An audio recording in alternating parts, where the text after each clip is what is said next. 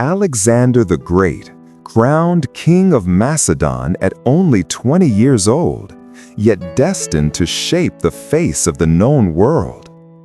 Imagine this for a moment. A young man, barely out of his teenage years, holding the future of entire civilizations in the palm of his hand. He was not a king who watched battles from a distant throne. No, Alexander stood at the very front lines, leading his soldiers as both king and general, charging into chaos with fearless determination. His ambition transformed Macedon from a modest kingdom into one of the most dominant military powers the world had ever seen, stretching across Greece, Thrace, Anatolia, Persia, Egypt, and Central Asia.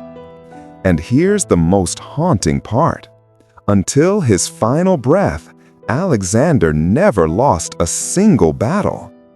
He shattered the Persian Empire, a realm once believed to be unbreakable, and earned the title King of Kings, not through inheritance, but through sheer conquest. Whispers spread across the ancient world. Some claimed he was not fully human, that Zeus himself was his true father, that Alexander was a demigod walking among men. In his youth, he was personally mentored by Aristotle, the legendary philosopher. Under his guidance, Alexander developed a sharp, strategic mind with deep interests in philosophy, medicine, politics, art, and science. To some, he was a brilliant visionary, a noble hero destined for greatness. To others, he was a ruthless dictator, cold and unforgiving.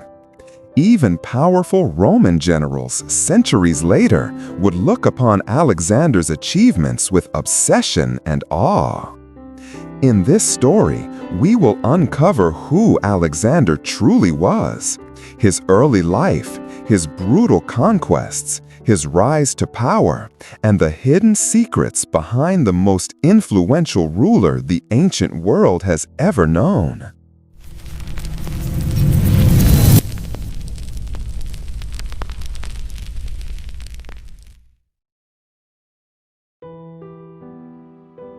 He was born as Alexander III in Pella, the capital of Macedon, the son of King Philip II, a ruler known not just for his power, but for his vision.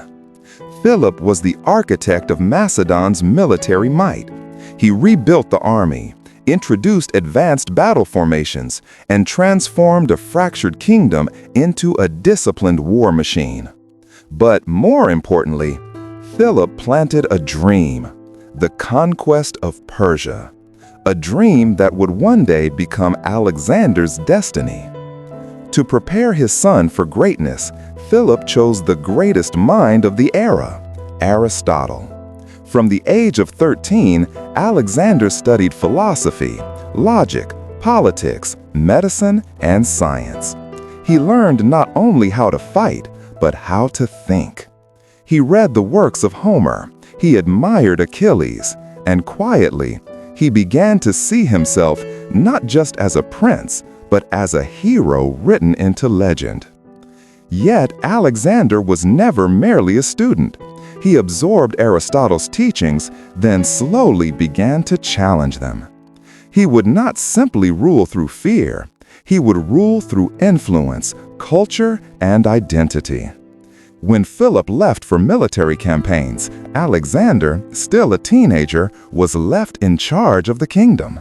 And he did not disappoint. He led a campaign against the Mede tribe in Thrace and crushed their rebellion with precision and authority. A boy, acting with the confidence of a seasoned general. It was the first clear signal to the world. This was not an ordinary prince. This was a king in the making.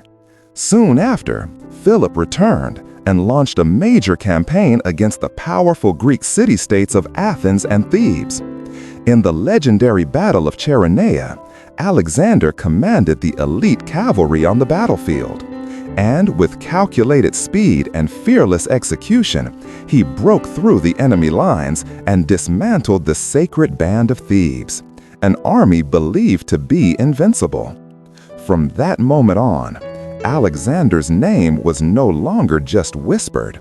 It was spoken with awe and with fear. The boy trained by philosophers had now proven himself on the battlefield, mind and sword, knowledge and violence, vision and domination. And as fate prepared his next move, the stage was set for Alexander's inevitable rise to absolute power. In 336 BC, King Philip II was suddenly assassinated during a public celebration. The court fell into chaos. Nobles whispered, enemies watched closely, and the entire Greek world questioned one thing: was the young prince strong enough to rule? Alexander did not hesitate. Within hours, he seized the throne of Macedon and made his message clear. There would be no weakness, no uncertainty, no rebellion. One by one, potential rivals were eliminated, not out of cruelty, but out of survival. Every threat to his claim was erased. The speed of his actions shocked the kingdom, but it also secured his authority. At just 20 years old, Alexander was no longer a prince. He was king. Yet while Macedon accepted him, Greece did not. Several city-states believed Philip's death was their chance to break free. Thebes made the fatal decision to rebel. Alexander marched south without warning. His army moved with terrifying precision. When Thebes refused to surrender, he responded with devastating force. The city was destroyed, its people enslaved. Only its temples were spared. It was not just punishment. It was a message. A cold, unmistakable warning to every corner of Greece. Defiance meant annihilation. The shock echoed across the region. Athens submitted. Sparta remained silent. The rest of Greece bent the knee. Alexander was declared leader of the Hellenic League and supreme commander of all Greek forces. The same dream once imagined by Philip now rested entirely in Alexander's hands: the invasion of Persia. With Greece under control and his power firmly secured, Alexander looked beyond familiar lands, toward the east, toward the legendary empire that had dominated the world for centuries, Persia. And in his eyes, it was not a threat. It was a challenge, a destiny waiting to be claimed. With Greece finally unified under his command, Alexander stood before a vision far greater than any Greek king had ever dared to imagine. Beyond the Aegean Sea, beyond familiar lands and known borders, stood the Persian Empire. The most powerful, the wealthiest, and the most feared empire on earth. For generations, Persia had dominated kings, controlled trade routes, and humbled entire civilizations. And now, Alexander wanted it all. This was not an impulsive decision. It was the fulfillment of a long-forgotten dream once held by his father, Philip II. But where Philip hesitated, Alexander was ready. He prepared his forces with obsessive precision. 30,000 infantry, 5,000 cavalry, disciplined, loyal, hardened by battle. Not an overwhelmingly large army, but one forged for speed, strategy, and surprise. Alexander knew he could never win by brute force alone. He would win through brilliance. Before launching the campaign, Alexander secured his homeland. He appointed trusted regents, stabilized the economy, ensured no rebellion could flare behind him.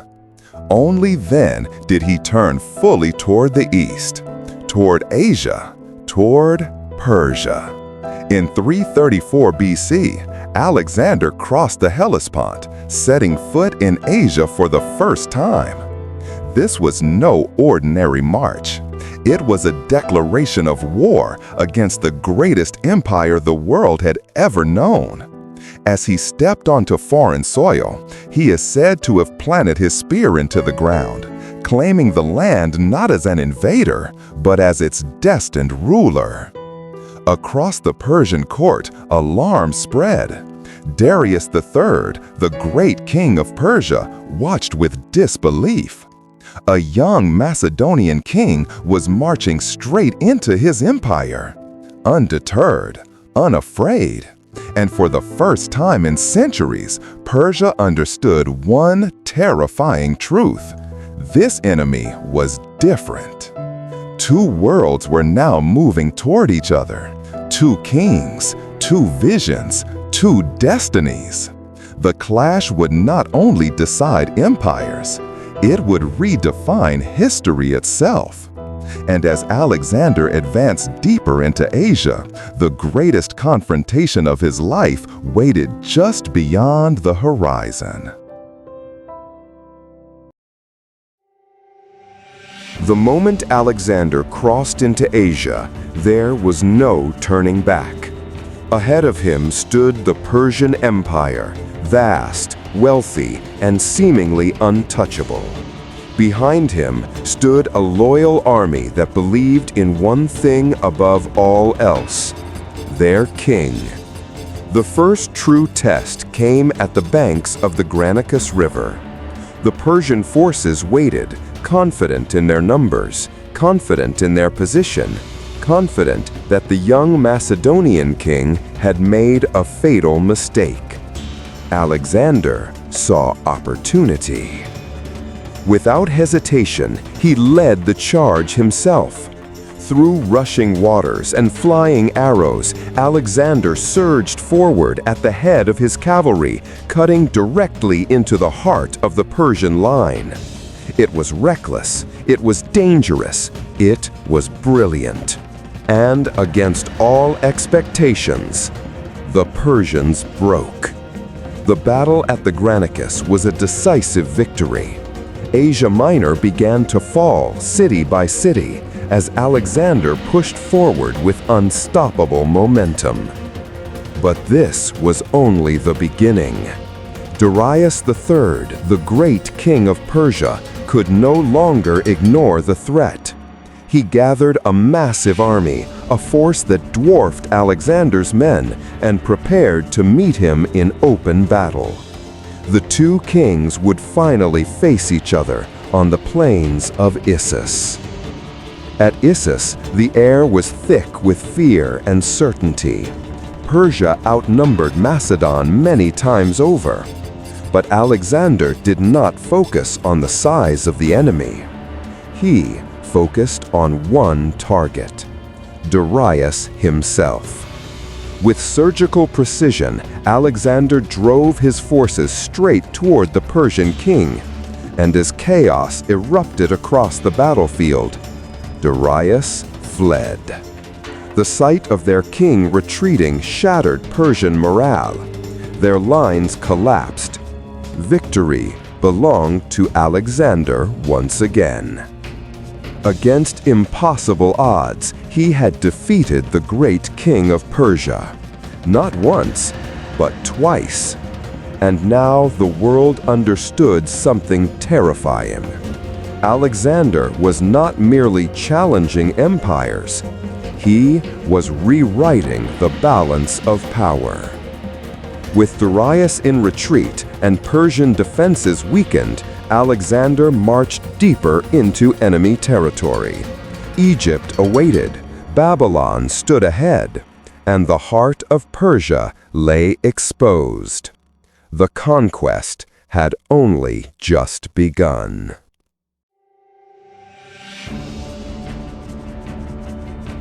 With Persia's defenses shattered and Darius fleeing deeper into the east, Alexander moved forward, not as a mere conqueror, but as a ruler shaping a new world.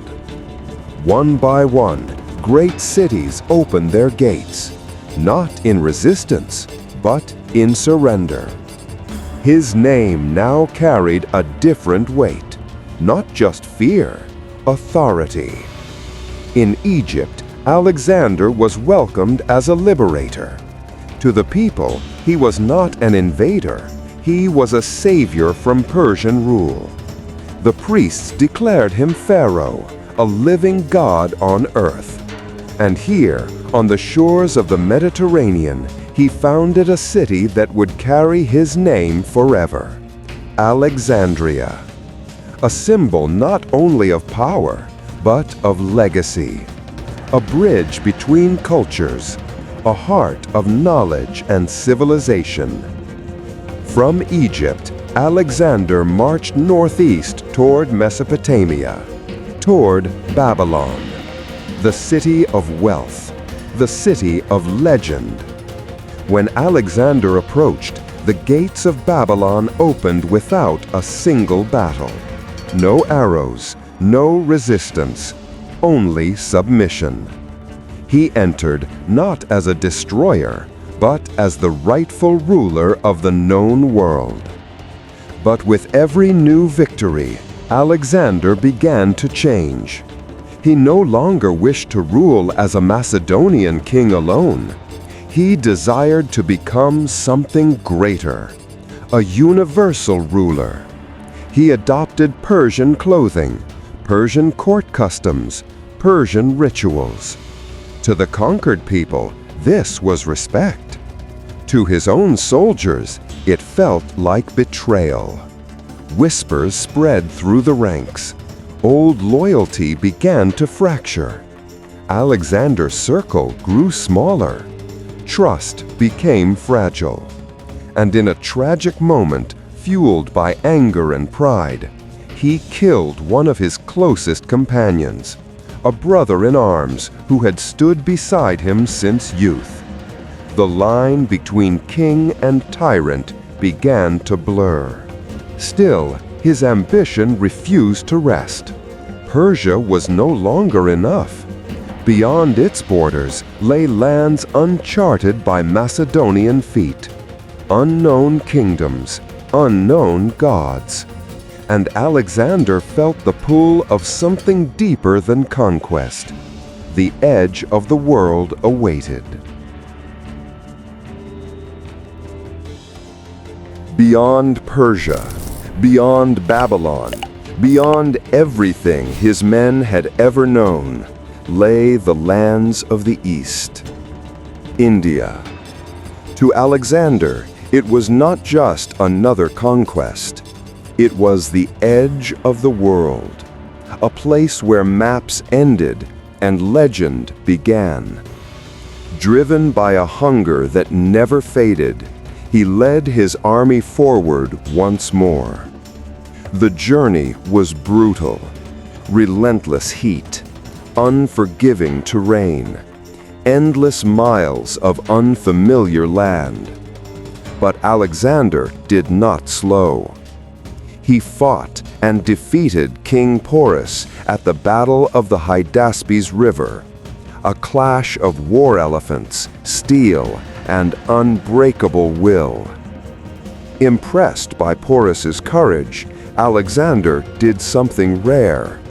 He spared him, restored his throne, and turned a former enemy into an ally. To Alexander, strength deserved respect.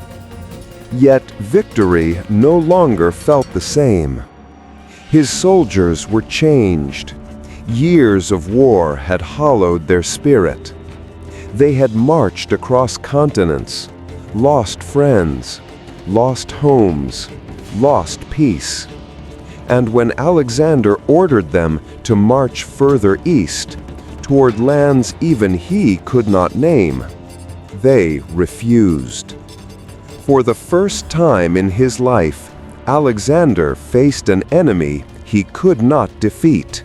Not an army, not a king, but exhaustion, human limits.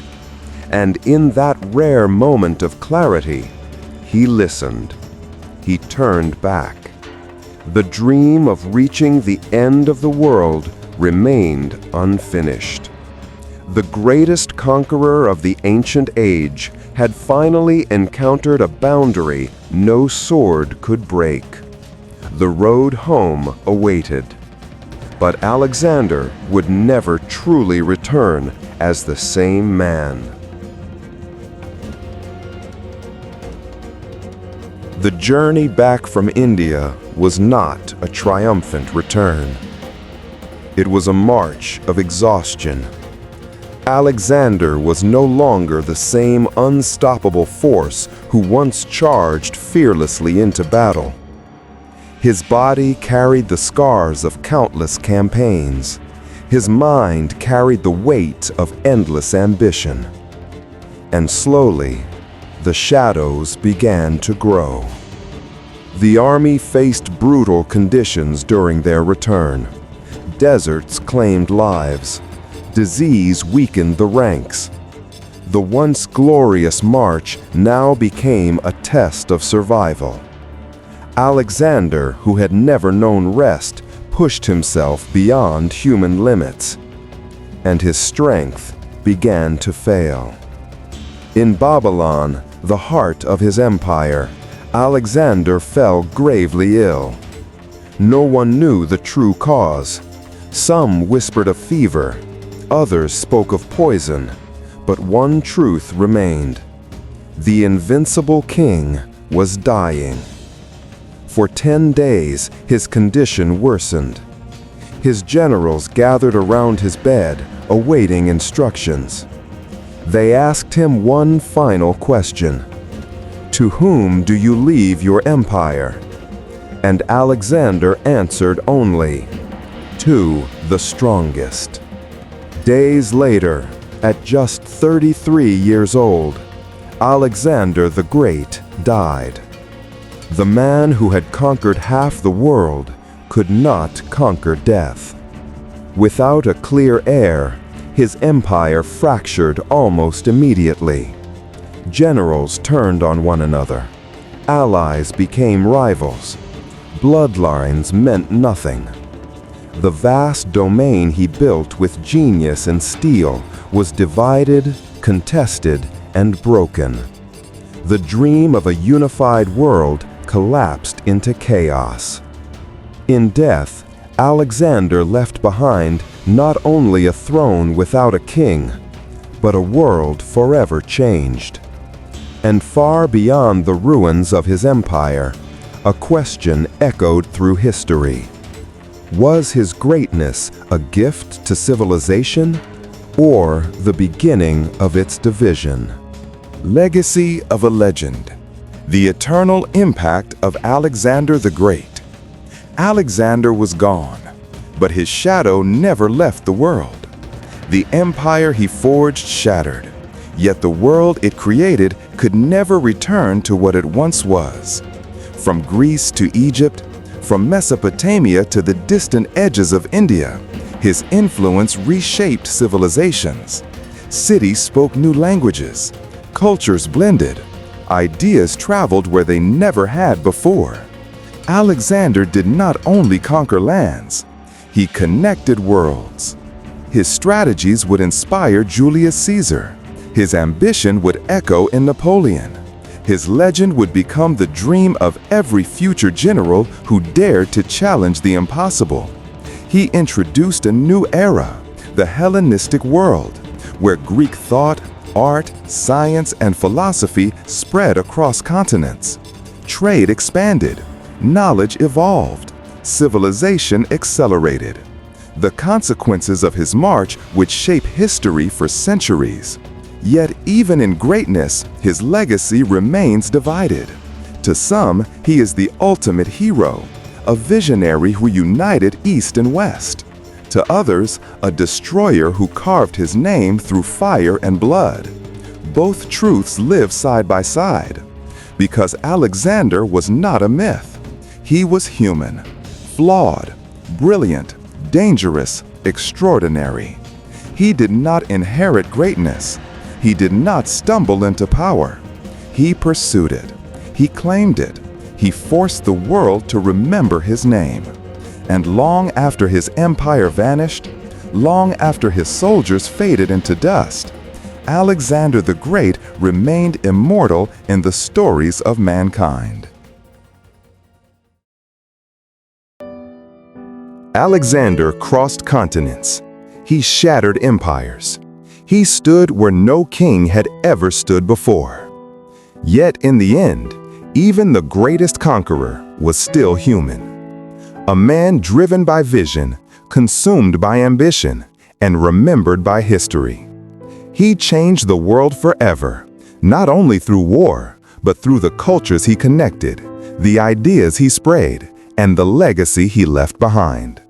Hero or tyrant, visionary or destroyer, perhaps the true story of Alexander lies somewhere in between, because history is never black and white, and neither was he.